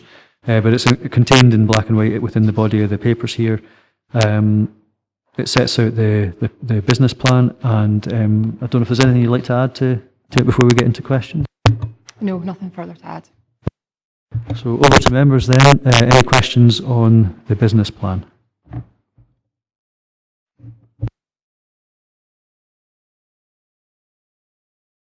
Sorry, Councillor Scrooge, I didn't see you there. On you go. You're all right, Chair. I knew you'd have got Jimmy. I'm looking at the business plan, and it's questions that I continually ask and have asked at the full council, and more when there is a health and social care report being made. And I'm looking at the business plan and how we deal with some of the issues that constantly come up, like the delayed discharges, because we have insufficient care packages to provide, or inadequate care packages, and residential homes where the adequate number of beds.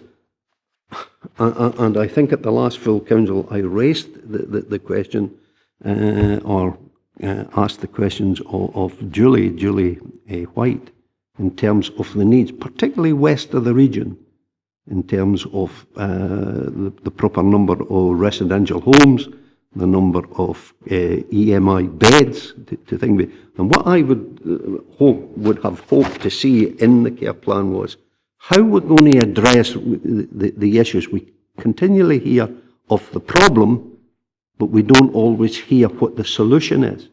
And what I would hope some of these working groups would be looking at, and I hope you take on board, Chair, is the need for the bricks and mortar that I referred to at full council, the need for a further residential unit in Stranraer in particular, even if it's working in partnership with some of the providers to extend some of the properties in the two care homes that we have got.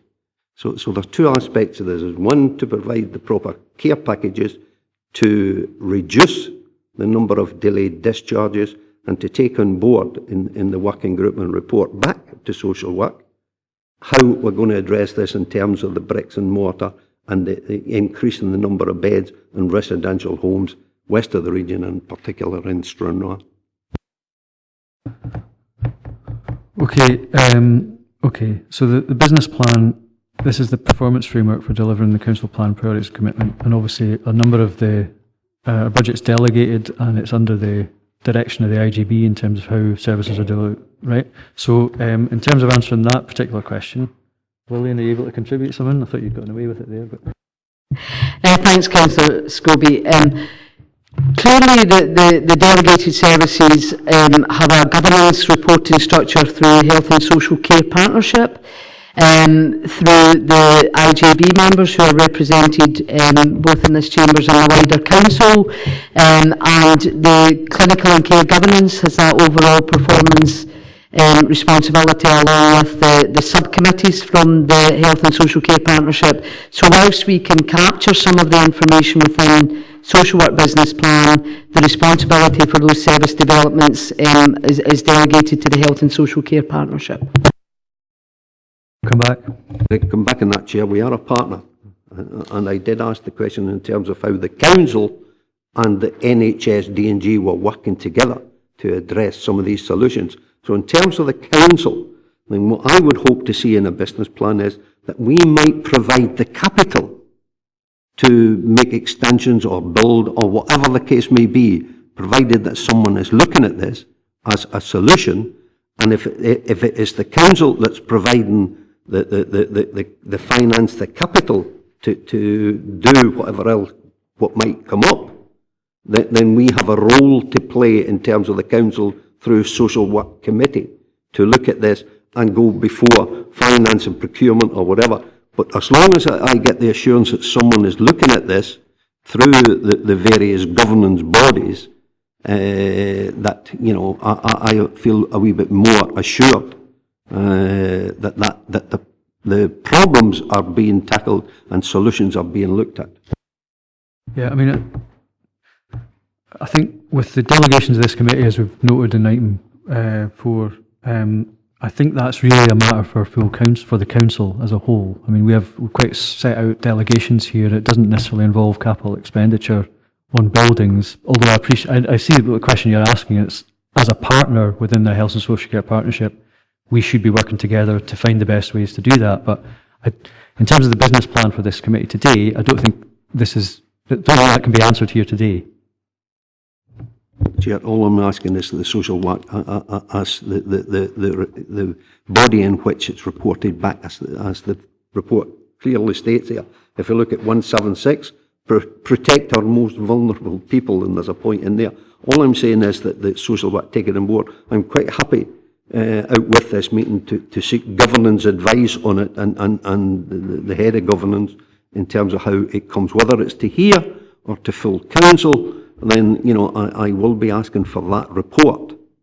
So I'm tabling that just now for the governance officer, that I want to see that report in terms of how we're addressing this. So it's for the council through its capital capacity to provide the capital, and then for the NHS D&G to provide the revenue funding thereafter. So I've just, the governance officer, I've taken advice, just while you were talking there, hope you don't mind. And while we have the clinical and care governance report that comes here to monitor, it's not within our delegation, so I think it would be something that would have to be taken up at full council. Okay, thank you. But in terms of the business plan itself, is there any other question you'd like to, or any other indicators you feel need tweaked? Any other members wish to contribute to actual business? Councillor Maitland. I'm flying a kite. In terms of our delegations and the way that we interact with health and social care about sharing of information.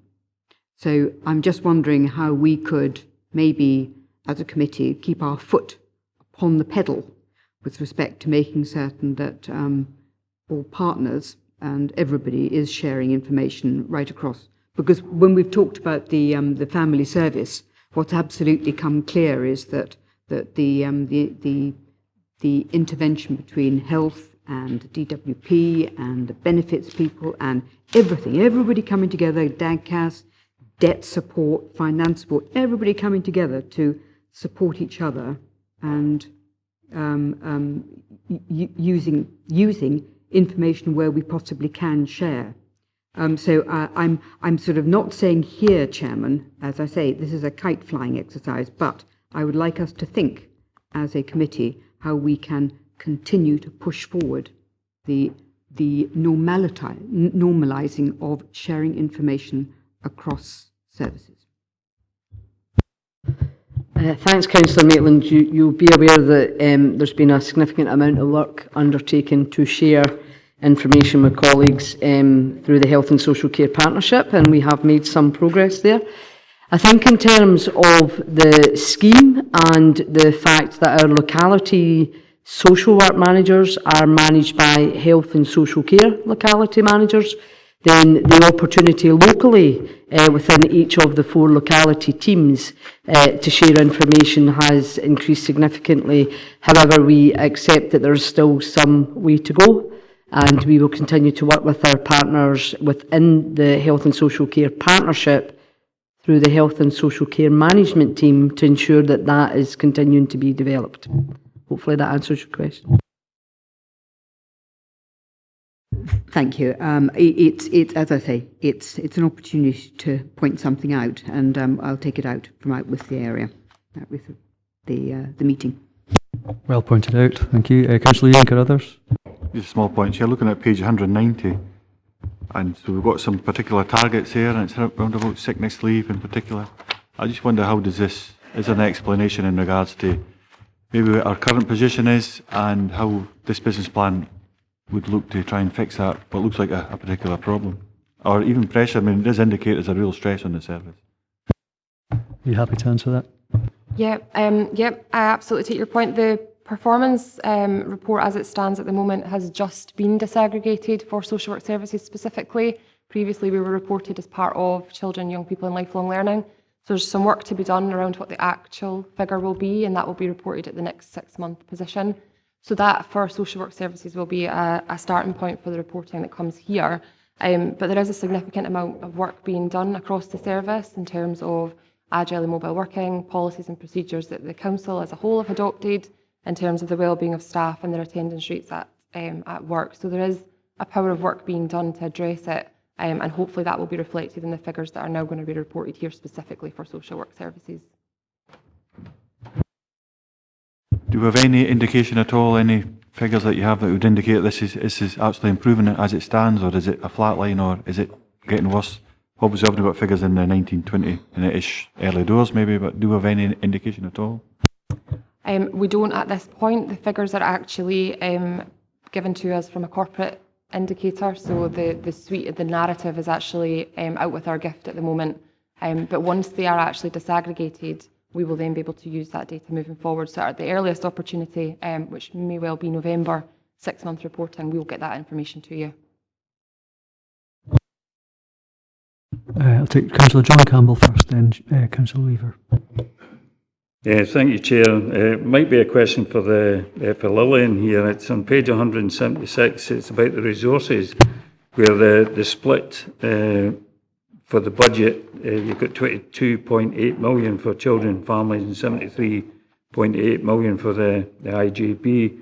I mean, in previous reports, we've already been discussing about the dipping in another £1 million and all that. I was just wondering, when you divvy this up and you make the split, do you look into that? I'm not saying that we should reduce the IGB contribution, but if the greater need was in the family side, the children and family side, would that split? Would there be more funding coming out of the IGB split and put into the children and family side?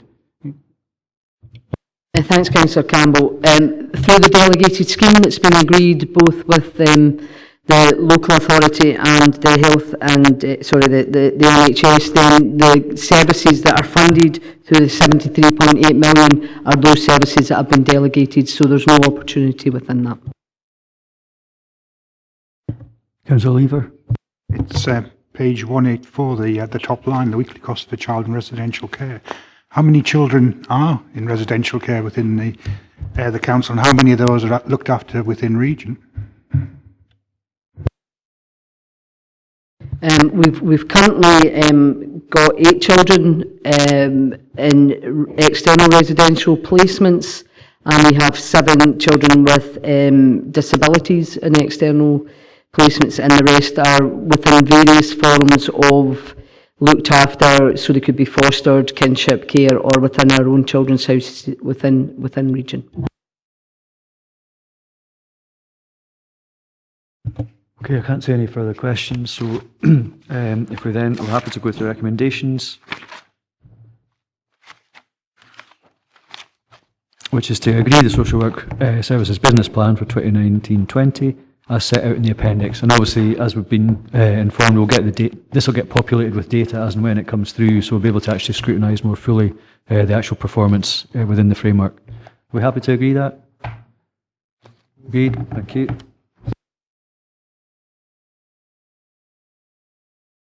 Okay, item number 11 is the Corporate Parenting Annual Report, and this is to present to us the annual Corporate Parenting Report and any issues arising from this. So we've got Stephen again to speak to this report. Do you want to add anything before we get into questions? Okay. Thank you, Chair. Just like to point out an error at 3.3. This is actually a reporting period from August 2017 to 2018. I did author this report and read it many times, and I've only just picked it up this morning, so apologies to committee. What this report is it's a comprehensive annual report on all activity for our corporate parenting duties for our looked after children in Dumfries and Galloway. I think to sum it up briefly, we have high numbers of looked after children, which we've already discussed today. What we do well from a social work perspective is that we place them in the most appropriate placements, so what we call our balance of care. An awful lot of children live at home with families who are looked after. Many live in kinship care and many live in foster care, and only small numbers do live in our residential establishments or have out of authority placements. In terms of longer term outcomes and broader outcomes in relation to education, health, employment, housing, etc., then the data, as you can see, is mixed, and there are many reasons for that, and I'm happy to take any questions on the report and the appendix. Councillor Murray. I'm a bit concerned about the attainment literacy and numeracy of looked after children, which seems to be going in the wrong direction, although only by 4.8%, and that could depend on the numbers of children taking the exams in that particular year. But we don't seem to be performing particularly well with comparison to the national figures. Now, there has been some additional money, I think, was put in the budget in 18-19 for looked after children. And I think there's PEF funding as well, so just a little bit concerned about that figure. We don't seem to be where we ought to be. I think as Stephen set out, this could be a reporting period issue, but also, I mean, there may be additional information you've got to. It's partly a reporting period issue, but it's also a very real issue as well. We do have a challenge there, as is seen in the information, and we discussed this last year as well.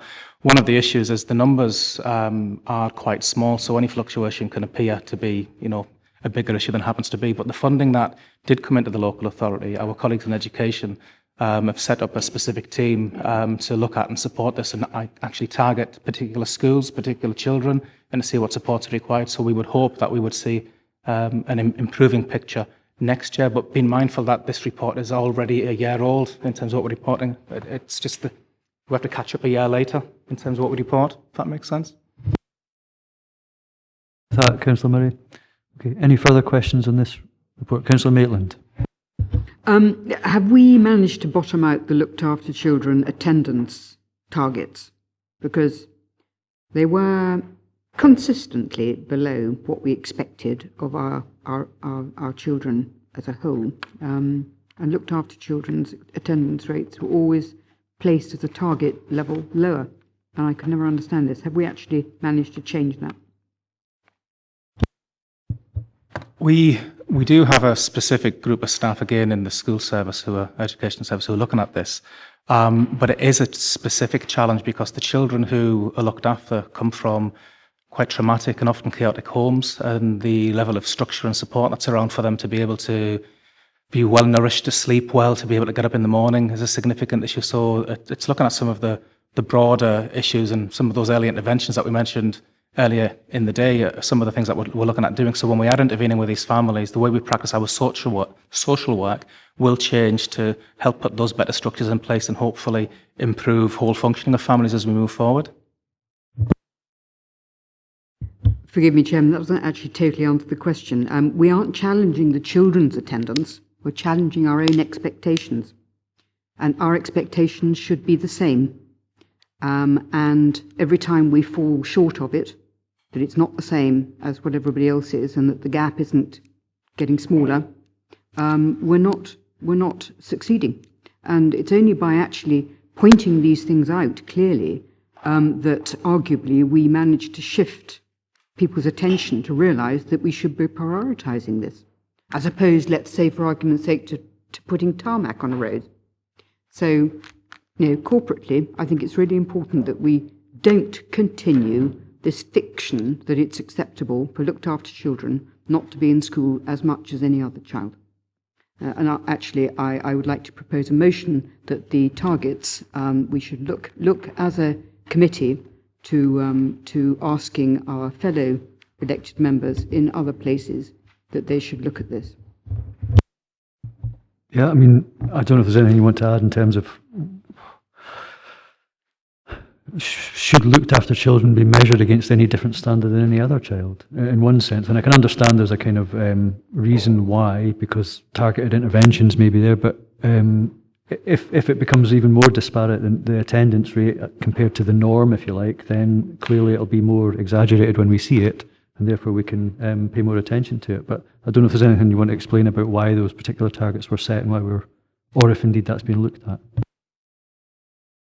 I would just support what Councillor Maitland says in terms of having that same standard, because it brings it out in the open, and if we really do need to make those difficult choices about what we need to prioritise, it may well assist, so I would welcome that. I'm not sure if you need a seconder for that, but I mean, does the committee sort of share that view? Yep. So Leader first and then Councillor Scobie. No, I would want to support what Councillor Maitland was saying. I think, as corporate parents, we should not have lower standards of lower expectations for the children that we parent corporately than we have for any other child in the region. And I think that the targets should be the same. Thank you. Councillor Scobie. Yeah, Chair, not only on attendance, but also the achievements of our young people. So it's not just about attending school, it's about their attainments as well, that we want to see that improved, increased, or whatever. So we look at both sides of that equation. Chair, I've got a question if you want. Okay. And it's really just to ask whether it's Stephen or Lillian in terms of, it was a question asked of me at the Cairnryan Community Council in terms of corporate parenting and we as members, our responsibility, should anything untowards happen with any child who happened to be in a residential home. Should anything happen, that we would have some responsibility for that as corporate parents in the corporate sense. There are 6 kind of broad themes in relation to what the corporate parenting duties are, and I presented a paper around about this time last year to this committee in relation to what an elected member's specific responsibilities might or might not be, and we had some discussion about that. The legislation doesn't specifically state an elected member must or an elected member will be responsible for very specific things. In relation to the particular point you've made there is the regulation and the registration of a care home quite clearly sits in with the social work function, and there's a registered manager, and ultimately if anything untoward happens, it would be Lillian as Chief Social Work Officer that would hold the accountability on behalf of the Council. I'd just like to thank you in advance, Lillian. Does that answer your question, Councillor Scobie? It does in terms of elected members. It clearly puts the responsibility onto Lillian's shoulders. I think, Councillor Scobie, if you look at the responsibility for the Chief Social Work Officer, it covers many aspects similar. So in terms of what we're actually being recommended to do here, and I think the point's well made, and I think probably shared across the chamber in terms of we should look to the same standards for looked after children, both in attendance and attainment, and that should be reflected in how we consider this going forward. I don't know if there's any other comments or feedback or discussion points we want to capture in this report, but are we happy to go ahead with, Councillor Carruthers, Ian. Just on that particular point, so I think it's aspirational, and Stephen seems to be supporting that we do go forward with that, but the question that's lying in the back of my mind is, okay, if we do that, so if children, looked after children in a particular set of circumstances, what a child says more difficult, then what would be the perceived norm? Maybe going through more difficult things in life, they'll be behaving in different ways. Are we putting extra pressure on these particular children in regards to try and meet a higher level or not? I mean, that's how it kind of may feel to me. Are we expecting children with particular problems in their life that they're having to deal with to actually come up to the same standards with what the city could say a child with a normal upbringing could be classified, and maybe even a more privileged upbringing? I wonder if there's a disparity or some kind of discrimination there that we might be undertaking without realising. Yeah, I mean, I'm sensing the committee's minded to go with the sort of equality, if you like. I think there's something about, as an authority, we should be trying to enable all our children to be able to attend or attain, rather than, I take the point that it's not like sort of setting a target like you must achieve this if you fall into this category, but saying that we would expect or try to enable the same support to allow all our children to reach the same level of attendance or attainment. So I mean, I think that's the spirit in which we mean the sort of that to be reflected. If I've captured the view of the committee, is it?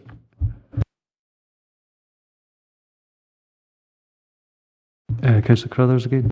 I'm totally supportive of what you've outlined. I think it should be an aspiration of the council, but going back to my fear is, and hopefully it won't be realised because potentially extra resource would be put into this particular service, but if there's a particular pressure in regards to try to reach higher levels of attainment rather than addressing the particular personal problems these children might be having.